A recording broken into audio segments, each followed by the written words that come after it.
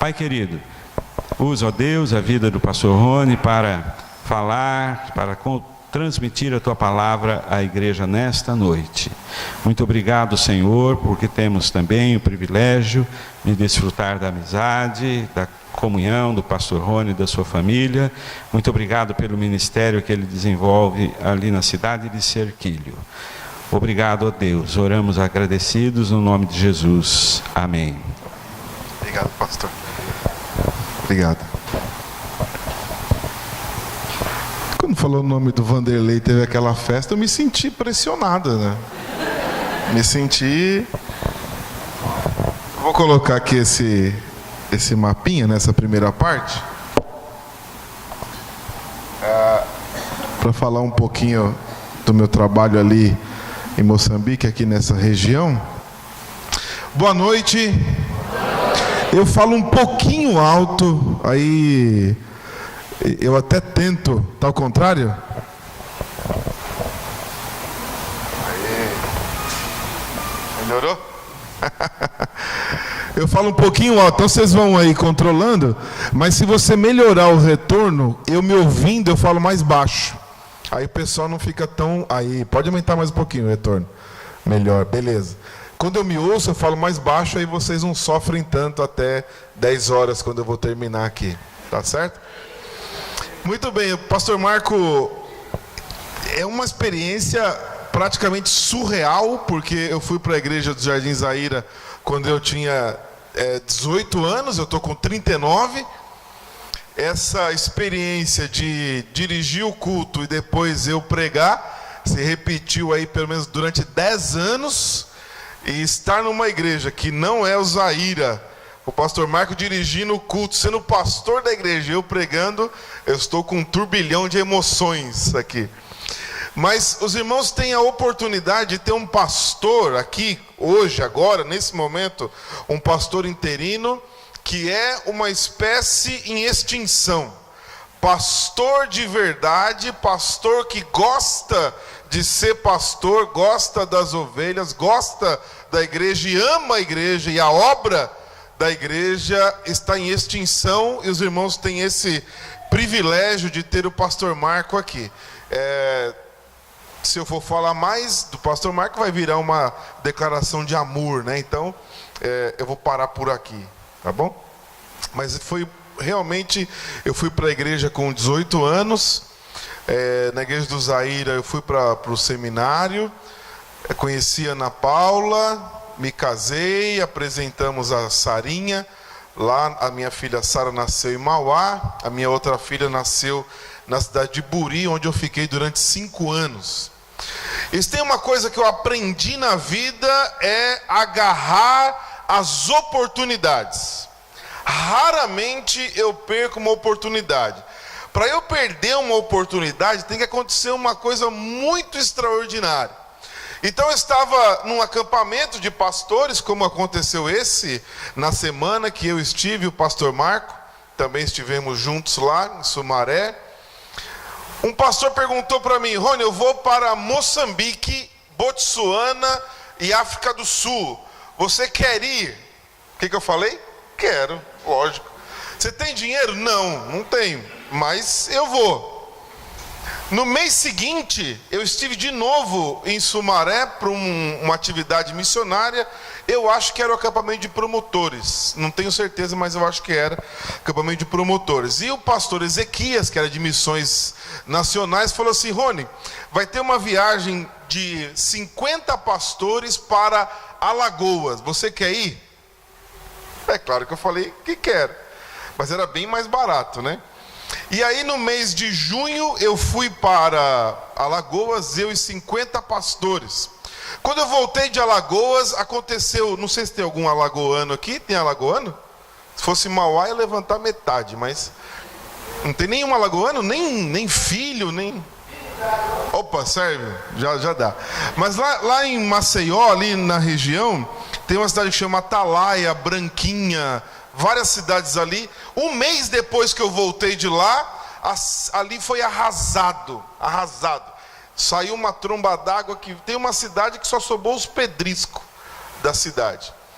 E aí eu voltei o meu olhar para lá, conversei com os amigos, levantamos 7 toneladas de alimento, roupa, água e tudo mais. Voltei para Maceió para levar todo esse material. Foi uma loucura, mas acabou chegando lá. E aí, com esse coração, eu comecei a falar com os irmãos e aí consegui o dinheiro para a primeira viagem em Moçambique em outubro e novembro de 2010. Depois de estar, eu vou mais ou menos para esse lugar aqui, ó. Tá escrito Sofala aqui, né? Mais para baixo? Para cá? Isso, Sofala. Mais ou menos para esse lugar que eu vou. Quando eu cheguei lá, eu fui com o coração aberto. Sabe, com o coração aberto? Coração aberto, a mente aberta, os olhos abertos, o nariz aberto, a boca, principalmente a boca, porque eu como bem, não sei se dá para perceber, né? E aí, como voltar para sua casa, com o conforto da sua casa, depois de ver tudo aquilo? Eu não consegui mais. Eu não consegui mais viver sem pensar no povo moçambicano. E eu não quero currículo que eu fui para Moçambique, Angola, Botsuana, ou África do Sul, tal, França, Egito. Não quero. Então eu continuo voltando para Moçambique. Então eu fui 2010, 2012, 2015, 2016, 2017 e vou embarcar agora dia 22 de janeiro para a 6ª viagem para Moçambique. Eu tenho sido muito impactado e muito abençoado, mas como essas viagens renderam muitas fotos, tá vendo aquelas fotos ali? Aliás, todas essas que estão aqui, só tem uma que não foi eu que fiz. Então eu tenho uma exposição, eu criei uma exposição não tão profissional quanto essa. Eu criei uma outra exposição pequenininha com fotos em tamanho A4. E aí eu vou em escolas, igrejas, teatros, aonde chama eu vou. A primeira exposição, que era pequenininha, foi em 5 anos, foi vista por 28 mil pessoas. Essa exposição aqui, que vocês têm só ali uma degustação, a mala com as outras imagens estão ali atrás. Mas essas fotos foram feitas com máquina profissional e todas elas foram editadas no meu celular. Do celular eu mandei para a gráfica e virou aquelas imagens ali. E aí eu saio por aí, em escolas, empresas, onde chamar eu vou divulgando uma África bonita. Então quando você vê as fotos ali, tem gente sorrindo, tem gente bonita, porque eu quero mostrar essa África, aquela África que o pessoal está esperando o urubu para ser comido. Isso aí eu deixo para outras pessoas mostrarem. Então eu tenho ido para lá. Agora no dia 22 é um projeto que eu nunca fiz. Eu conheci uma pessoa me conheceu pela internet, me mandou o telefone de uma outra pessoa que conheceu outro, que conheceu outro, e aí eu conheci o Marcos do Ministério Alvo, Instituto Alvo. E aí eu já fiz 2 cursos com ele, e ele me convidou para ministrar esses cursos lá em Moçambique. E agora eu vou embarcar então no dia 22. Sabe de uma coisa, queridos? Quando você se coloca à disposição, as coisas acontecem. Eu dei esse testemunho nessa semana lá no acampamento de pastores. Eu tenho um caderninho preto aqui. Só que esse caderninho, se você tiver o nome nele, você é abençoado. É diferente de outras listas negras aí. Olha só.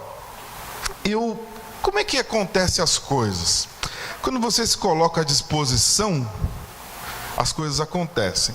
O que uma pessoa pode fazer ou mobilizar? Olha, eu coloquei aqui no papel, tirando a viagem de 2010, que não foi eu que organizei, até agora já foram mobilizados nas viagens missionárias e todo o dinheiro que a gente enviou para lá, tudo que a gente está fazendo, aproximadamente 400 mil reais. É muito ou é pouco? Quanto vale uma alma? Aí mudou, né? Quanto vale você fazer uma criança sorrir? Eu vou contar um testemunho só, porque eu tenho pouco tempo aqui. Eu sou palhaço presuntinho. O palhaço presuntinho nasceu quase 20 anos atrás. E eu estava numa localidade, acho que não tem ninguém ali. Aquela moça, aquela foto que está no chão, grande, aquela moça é a Miriam. É a filha de um missionário lá. Depois vocês podem olhar lá. É a foto que está no chão, a última daqui. O presuntinho saiu com 6 crianças pela aldeia, falando assim, ó: Beranicuno Anapiana, venham comigo crianças. Essa língua é a xicena, é o dialeto lá da região. E aí começamos. Quando chegamos na igreja, depois de 25, 30 minutos, tinha 200 crianças. Como eu sei que tinha 200 crianças? Você já viu milagre? Já viu milagre? Mas tem que ter visto mesmo milagre ali acontecer na hora. Nós compramos 4 pacotes de bala. Pirulito, quer dizer, pirulito. Cada pacote tinha 50 pirulitos. Vezes 4. Vocês são inteligentes mesmo, hein? E aí aquela fila, lá em Moçambique, e como é em Portugal, né? É o português de Portugal, lá chama bicha, né? A fila chama bicha. Então aquela fila grande assim, e eu abri o pacote e fui distribuindo. Eu não, presuntinho. Distribuindo, acabou o primeiro, acabou o segundo, acabou o terceiro. Estava quase acabando o quarto, olhei para a fila, eu falei, vai dar problema aqui. Vai acabar esses pirulitos. E não tinha onde comprar, estava longe, era aldeia. E aí eu falei, e agora? E aí eu fui e continuei, né? Fui dando aquela respirada. Quando faltava 2 crianças, eu olhei no saco, só tinha 1 pirulito. Sabe quando vem aquele frio, não é nem da espinha, vem da ponta do pé, assim, subiu. Eu falei, e agora? Aí eu entreguei o último, dei uma sacudida, procurei. O último pirulito tinha quebrado o pauzinho. E aí ele estava meio enfiado no saco. Esse é o milagre do pirulito. Eu falei, Senhor, olha, eu já posso morrer agora, que eu vi o milagre do pirulito acontecer. Mas aí, quanto é que vale entregar um pirulito? Mas você sai do Brasil... A última viagem nossa, eu e mais 11, custou 140 mil reais. Quanto vale sair do seu país e entregar um pirulito para uma criança? Nós entregamos o pirulito, começou a aparecer alguns pacotes, o saquinho do pirulito no chão. Eu peguei o próprio saco do pirulito e falei, olha, coloca aqui. O saquinho, o lixo, coloca aqui. A Miriam traduziu e eles começaram a colocar o saquinho ali de volta. Quando eu olhei no saquinho, havia vários pirulitos, muitos pirulitos. A gente começou a falar, não, peraí, não coloca o pirulito. Mas por que eles devolveram o pirulito? Porque não sabia o que era. Essas crianças que estavam aqui, entregam pirulito na mão para ver quantos minutos dura. Então, algumas crianças dessa, era a primeira vez que viam pirulito, e a primeira vez que viam um palhaço, e a primeira vez que ouviu de Jesus. Então não tem preço fazer a vontade de Deus. Se você quiser ir comigo, pode falar comigo. Em julho de 2019 nós vamos levar mais uma caravana. Eu não vou falar mais sobre Moçambique, porque se eu começar a falar, a última igreja que eu fui, eu comecei a falar 9 horas da manhã e parei meio-dia. Então não é o tempo que a gente tem aqui. Mas essa próxima viagem, dia 22, ela tem um custo, eu vou sozinho, e ela tem um custo de 30 mil reais, porque nós vamos dar um curso para 100 líderes durante 3 dias. São 3 cursos, cada líder vai receber um livro. Eu vou levar 450 livros na mala, e vou levar só uma malinha pequenininha com a minha roupa, o resto é tudo livre para a gente fazer essas doações lá. E Deus tem sido bom, muito bom com a gente. Vamos então meditar na palavra de Deus?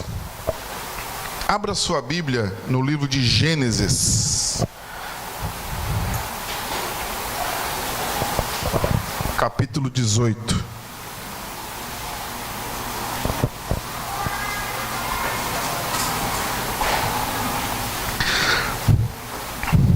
Eu estou preocupado que esse negócio aqui é meio high-tech. Tem fio aqui, eu derrubei água aqui. E se eu me conheço, eu vou continuar derrubando água aqui. Então tem algum problema? Vai queimar? Não? Então tá bom.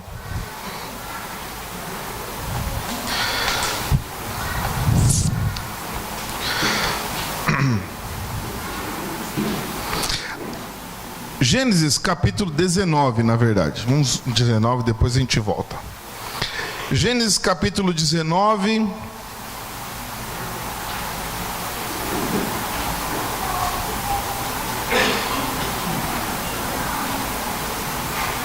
A partir do versículo 23. Quando Ló chegou a Zoar, o sol já havia nascido sobre a terra.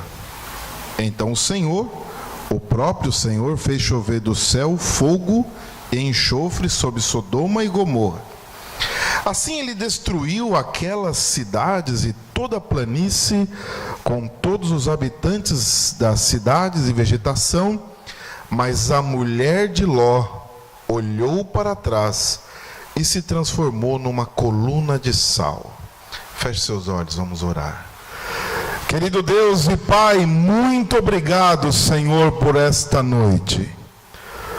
Obrigado pela grande oportunidade que temos em cultuar ao Senhor e te adorar, em estar em comunhão. E pedimos agora, ó Deus, que em nome de Jesus possamos compreender um instante mais da Tua palavra e o que o Senhor deseja de nós. E oramos em nome de Jesus. Amém. Amém. Se você voltar no capítulo 18, nós vamos entender um pouquinho sobre essa história. Eu acho que você já conhece bem essa história. 18, capítulo 20, diz assim: disse-lhe, pois, o Senhor: as acusações contra Sodoma e Gomorra são tantas, e o seu pecado é tão grave, que descerei para ver o que eles têm feito corresponde ao que tenho ouvido, senão eu saberei. Olha, o pecado de Sodoma e Gomorra estava muito alto. E se tem uma coisa que os pastores hoje em dia, nós pastores temos que fazer, é fazer o que a gente não tinha que fazer muito. É falar o que é pecado, porque parece que já não se sabe mais o que é pecado. O que era certo ficou errado, o que era errado ficou certo, e as coisas estão ficando complicadas. Sodoma e Gomorra então estava nessa situação. E aí começa alguma coisa muito interessante. Olha o versículo 22. Os homens partiram dali e foram para Sodoma. Mas Abraão permaneceu diante do Senhor. Abraão aproximou-se dele e disse: exterminarás o justo com o ímpio? E se houver 50 justos na cidade, ainda destruirás e não pouparás o lugar por amor aos 50 justos que nela estão? Longe de te fazer tal coisa, matar o justo como o ímpio, tratando o justo e o ímpio da mesma maneira, longe de ti, não agirá com justiça o juiz da terra. Respondeu o Senhor: se eu encontrar 50 justos em Sodoma, pouparei a cidade toda por amor a eles. Mas Abraão tornou a falar: sei que já muito ousado, a ponto de falar ao Senhor, eu que não posso de pó e cinza, ainda pergunto: e se faltarem 5 para completar os 50 justos, destruirá a cidade por causa dos 5? Disse ele: se eu encontrar ali 45, não destruirei. E se encontrar apenas 40, insistiu Abraão, ele respondeu: por amor aos 40 não destruirei. Então continuou ele: não te ires, Senhor, mas permite-me falar, e se apenas 30 forem encontrados ali? Ele respondeu: se encontrar 30, não destruirei. Prosseguiu Abraão: agora que já fui tão ousado, falando ao Senhor, eu pergunto, e se apenas 20 foram encontrados ali? Ele respondeu: por amor aos 20 não destruirei. Então Abraão disse ainda: não te ires, Senhor, mas permite-me falar só mais uma vez. E se apenas 10 forem encontrados? Ele respondeu: por amor aos 10 não destruirei. Tendo acabado de falar com Abraão, o Senhor partiu e Abraão voltou para casa. Essa introdução serve para a gente esclarecer o seguinte: havia pecado em Sodoma e Gomorra, havia muito pecado em Sodoma e Gomorra, havia tanto pecado que não havia escapatória para aquelas pessoas que estavam ali, não havia sequer. E Abraão começa, e eu gosto quando ele fala assim: Senhor, me permite essa ousadia, e se tiver só 10? Como é que vai acontecer? Essa é a situação deste local. Um local permeado pela injustiça, pelo pecado, pelo desespero, pela angústia daqueles que vivem no pecado e não sabem o quanto estão fazendo de mal para as suas vidas. Afundados no pecado, imersos no pecado. Como o pecado cega, como o pecado enfeia. Eu tenho acompanhado, pastor Marco, nesses anos todos, muitas pessoas, e eu tenho falado muito nesses últimos dias, bastante mesmo, sobre crises na família, divórcios, e como maltrata a família o divórcio.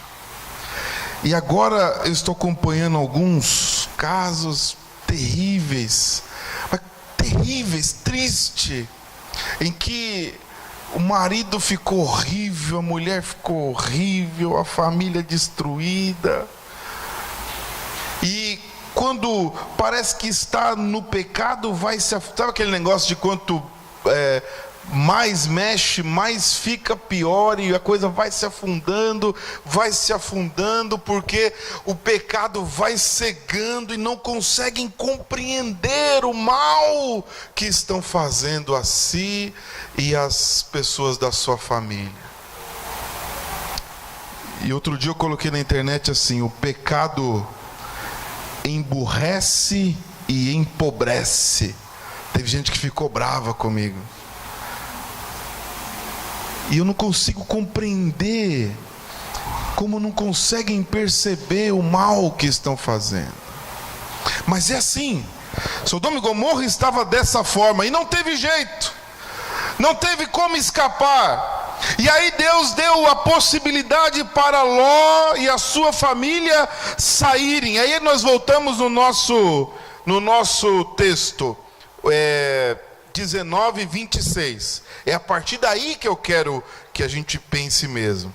Mas a mulher de Ló olhou para trás e se transformou numa coluna de sal. Veja bem, a mulher de Ló vivia naquela cidade.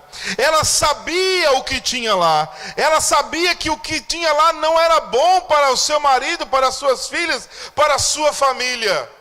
Mas, dado algum momento, então, ela não consegue ver o futuro. E ela olha para trás. Mas ela foi alertada que não deveria olhar para trás.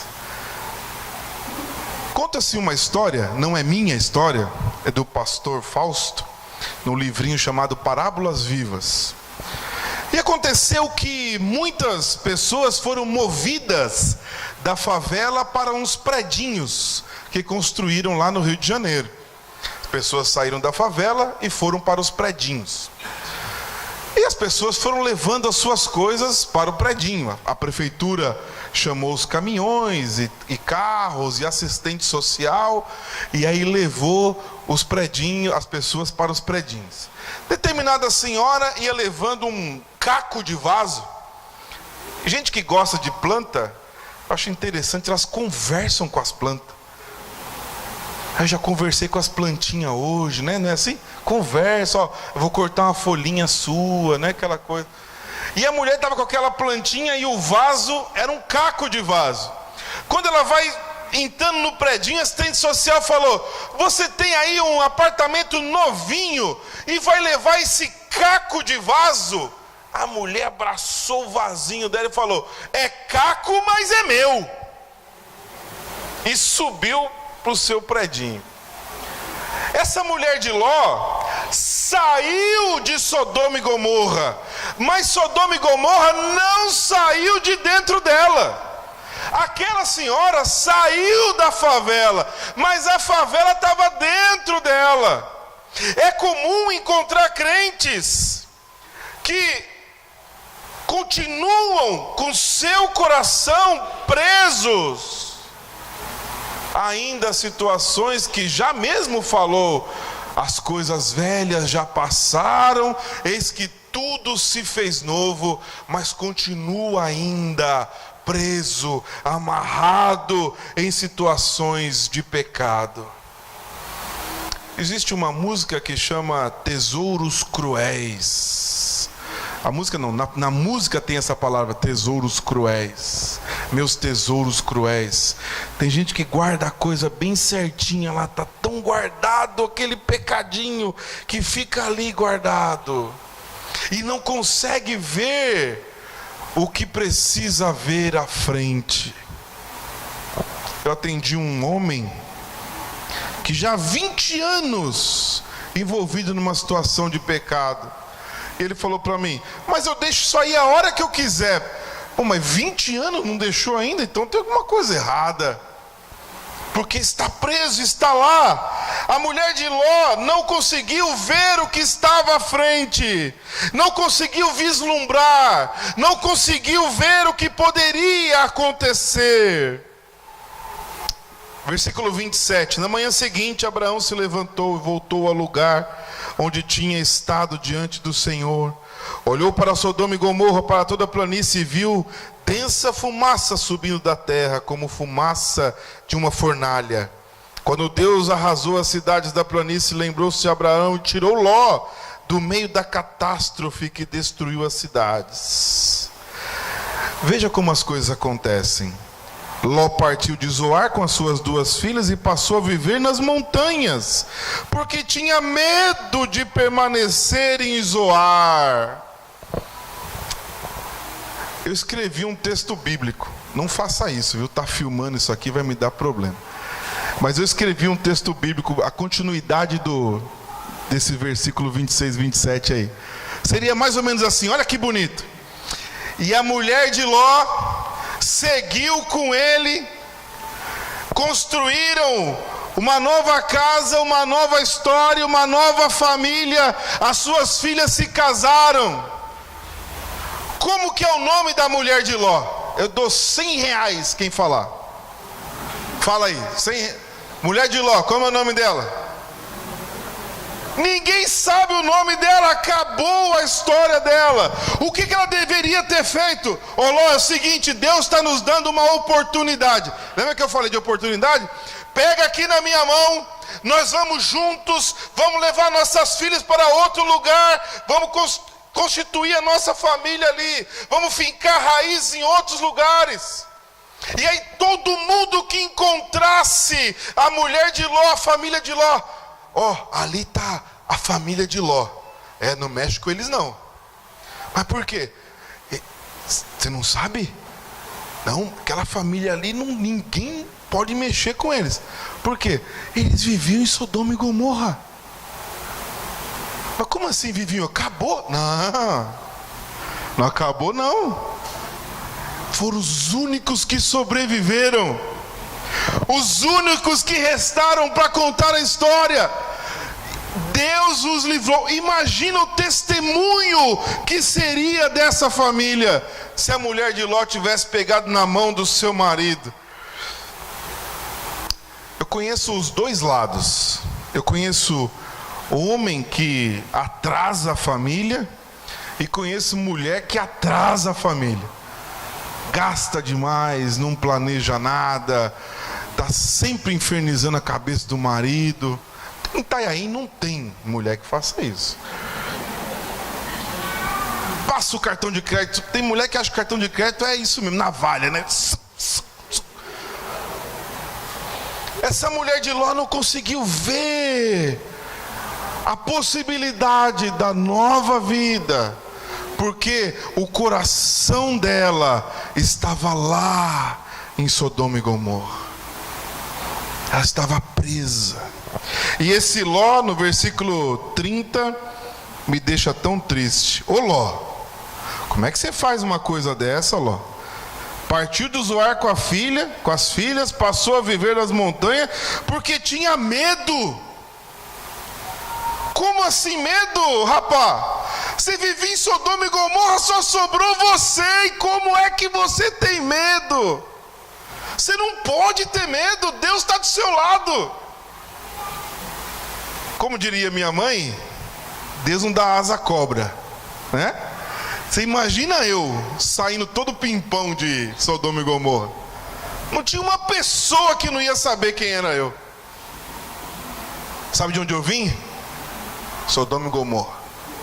Oh, mas foi destruído. Opa, eu tô aqui, eu vivia lá. Quer o endereço? Você pode ver as cinzas lá de onde eu vivia. Mas o Ló temeu, porque também não conseguia vislumbrar o futuro.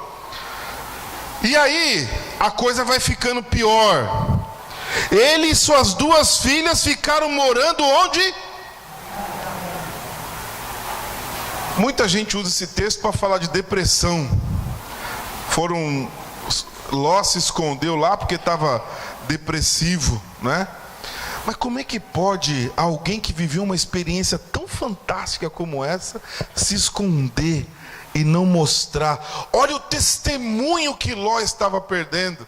Eu não sei você, meu amigo, minha amiga, não conheço as pessoas aqui, eu tenho liberdade de falar e trazer a sua reflexão. Diante de tudo que Deus já fez de bênção na sua vida, você dá ou não testemunho desse poder de Deus? Não tenha medo de falar as bênçãos que Deus deu a você. Acontece que muitas vezes o que passou continua preso, e muita gente, que eu não sei se é o seu caso, continua falando como aquela mulher: é caco, mas é meu. Quais são os cacos que estão aí presos, arraizados na sua vida? Eu tenho encontrado mas muita gente mesmo, bastante gente, amargurado, com amargura, com ódio, com rancor, de coisas que já deveriam ter sido esquecidas e passadas, e aí vai se esconder na caverna, não consegue falar do poder de Deus, porque as coisas são assim: pode acontecer 50 bênçãos, quando acontece uma derrota, tudo aquilo foi esquecido. Mas Ló, como é que você vai se esconder? E a situação piora. Um dia a filha mais velha disse a mais jovem: nosso pai já está velho, não há homem nas redondezas que possa, segundo o costume de toda a terra, vamos dar vinho ao nosso pai, então nos deitaremos com ele para preservar a nossa linhagem. Como diria minha mãe também, mente vazia. Vocês conversaram com a minha mãe? Trancado com o pai numa caverna, escondidas. Quais são as lições? Pastor Marcos chamou a atenção aqui. ensinar a criança o caminho que deve andar. Eu aprendi uma coisa fantástica com essa história. É o seguinte: ensinar a criança o caminho que deve andar é assim, ó, ela vai andar tanto por aquele caminho, vai andar tanto que vai fazer um buraco. E vai fazer um buraco tão fundo que não vai valer a pena sair do buraco. Vai dar tanto trabalho, vai dar tanto rolo sair daquele buraco, que é melhor ficar ali naquele caminho. Às vezes dá vontade de dar um pulinho para fora, né? Mas aí você fala assim, não vale a pena. A mulher de Ló não estava lá, o pai estava ali, trancado com as filhas na caverna. Começaram a pensar abobrinha. Naquela noite deram vinho ao pai e a filha mais velha entrou e deitou com ele. Ele não percebeu quando ela se deitou, nem quando se levantou. No dia seguinte, a filha mais velha disse à mais nova: ontem à noite deitei-me com meu pai, vamos dar-lhe vinho também essa noite, e você se deitará com ele para preservarmos a linhagem de nosso pai. Então outra vez deram vinho ao pai. Naquela noite, a mais nova foi e deitou com ele, e ele não percebeu quando ela se deitou, nem quando se levantou. Assim as duas filhas de Ló engravidaram do próprio pai. A mais velha teve um filho, deu o nome de Moabe. Este é o pai dos moabitas hoje. A mais nova também teve um filho, deu o nome de Ben-Amim. Este é o pai dos amonitas até hoje. Fim. Eu dou mais R$100. Eu estou cheio de dinheiro hoje. R$100. Aqui é a ala mais jovem. Estou vendo o pessoal mais jovem aqui. É? Tem uma ali mais jovem ainda. Ala mais jovem aqui, conta pra mim. O que mais aconteceu com Ló? Quem sabe? Cadê a história de Ló? Acabou, sumiu. Às vezes eu fico pensando no meu velório. E aí eu vou estar lá no caixão. Vai chegar alguém e falar: foi tarde, né? Todo mundo fala isso. Ou fala assim: parece que está dormindo, né? E vamos combinar uma coisa: eu quero encontrar todos vocês no céu quando eu chegar lá. Amém? Não? Agora entendeu, né? Demora para entender isso aí. Mas vamos fazer o seguinte, olha o exemplo simples, direto para você. Você morre hoje, daqui 1 ano, quem vai se lembrar de você?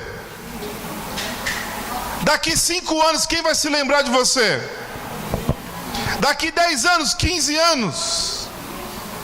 Se você virar nome de rua, talvez alguém vai falar o seu nome. Fora isso, como é que você constrói a sua história?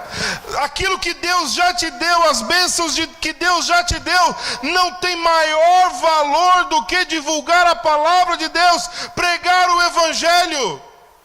E ainda pessoas aceitarem este caminho, mudarem as suas vidas. Quando você chegar lá no céu, não vai ter nada para apresentar, a não ser as vidas que foram transformadas pelo seu testemunho, pela sua palavra. Mas se você ficar trancado na caverna, preso, com medo, não conseguindo ver o futuro, dificilmente as coisas vão acontecer. Primeira Igreja Batista em Itanhaém. O que passou, passou. Primeira Igreja Batista de Itanhaém. Os cacos da sua vida, da minha vida, precisam ser tirados, arrancados, para que eu veja claramente o que Deus tem para nós. Você consegue ver isso? Aconteceu uma coisa bem interessante na minha família. A minha mãe, que já é uma senhora idosa, de 66 anos, ela não está aqui, por isso que eu falo assim. Ela fez uma cirurgia de catarata. E quem fez cirurgia de catarata sabe que um dia você está enxergando turvo, no outro dia você está 100%. E aí ela sentou na cozinha dela, a moça que limpa a casa dela estava lá. Ela olhou para a janela e falou assim: viu, vem aqui, essa janela aqui toda arriscada, Por que você estragou minha janela? Eu falei, olha, quando eu cheguei aqui há 3 anos atrás, já estava assim. Não, de jeito nenhum, você acabou com a minha janela. Ela falou, é eu que não estava enxergando. É preciso então entender que o poder de Deus, as bênçãos de Deus, quando eu tiro os cacos da minha vida, Ele limpa a sua visão, porque o pecado te afasta de Deus. O pecado vai te deixando longe de Deus. O pecado não consegue deixar você compreender as bênçãos de Deus. E aí você precisa olhar para dentro de você. Quais são os cacos que precisam sair da sua vida? Quais são os cacos que precisam sair? Nesse mesmo predinho da construção, o pastor foi lá visitar a irmã da igreja. E aí o pastor sentou na sala e começou a conversar e tal. Ele começou a sentir um cheiro forte. E aí falou, aí ficou ali e tal, e toma cafezinho, conversa, e aquele cheiro de lascar. Aí teve uma hora que ele não aguentou, falou, irmã, pelo amor de Deus, que cheiro é esse? Pastor, fala baixo. Que foi, irmã? É que a vizinha aqui em cima tá criando uns porcos na cozinha. Tá engordando uns porquinhos na cozinha. A favela saiu dela e ela continua vivendo na favela. Ela saiu da favela e a favela está dentro dela. Fisicamente ela não está lá, mas ela continua na lama, continua nas fezes, continua envolto à sujeira. Só quem se livra do pecado, só quem consegue entregar-se totalmente a Deus, consegue então vislumbrar, ver algo novo, ver algo diferente. Por isso eu quero perguntar para você, quando esse texto, a palavra de Deus diz assim, as coisas velhas já passaram, eis que tudo se fez novo, qual é a verdade dentro dele para você? O que te prende? O que te prende para não viver uma nova vida, uma nova história, um novo momento? O que te segura ainda para não se entregar totalmente à obra desta igreja? Eu parei pelo lado de lá, que eu não sabia ainda que entrava por aqui. O prédio grande, alto, mas está inacabado ainda. É preciso então uma entrega total, completa. Precisamos encher esse templo. Precisamos fazer Itaém compreender a palavra de Deus, mas é através da sua vida. E quando chegar alguém aqui, sentar aí do seu lado, você vai estar então com um coração aberto, com um coração renovado, com a vida renovada, e dizer, olha, o que Deus fez por mim, Ele me livrou do pecado, Ele me livrou de Sodoma e Gomorra, Ele me livrou da lama, Ele trouxe uma nova vida, uma nova história. Por isso eu pergunto para você, qual é o seu caco? Qual é aquilo que precisa sair de você para que você possa viver uma nova história? Feche seus olhos, vamos orar. Querido Deus e Pai, muito obrigado por esta noite. Obrigado pela oportunidade de estarmos aqui reunidos. Obrigado pela oportunidade de poder olhar para a Tua palavra. Obrigado, Senhor. Oramos em nome de Jesus. Eu sou péssimo cantor. Eu sou ruim mesmo, mas tem uma música, depois os músicos já podem vir aqui que eles vão dar o tom certo. Mas você conhece aquela música assim, ó. Eu quero ser Senhor amado, como um vaso nas mãos do oleiro. Quebra minha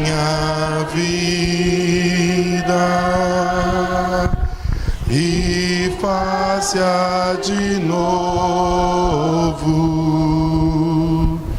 Eu quero ser,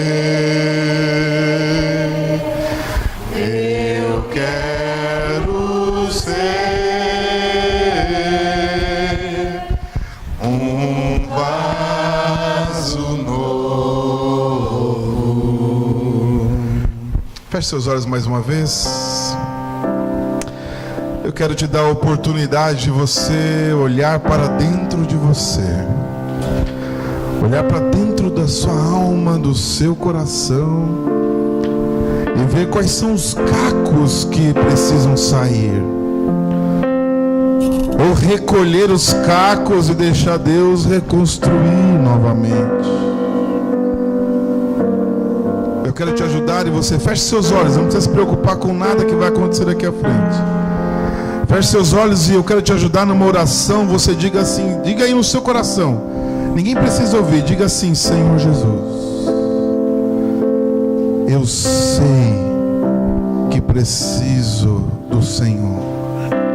Diga isso. Quebra, Senhor, a minha vida e faz de novo.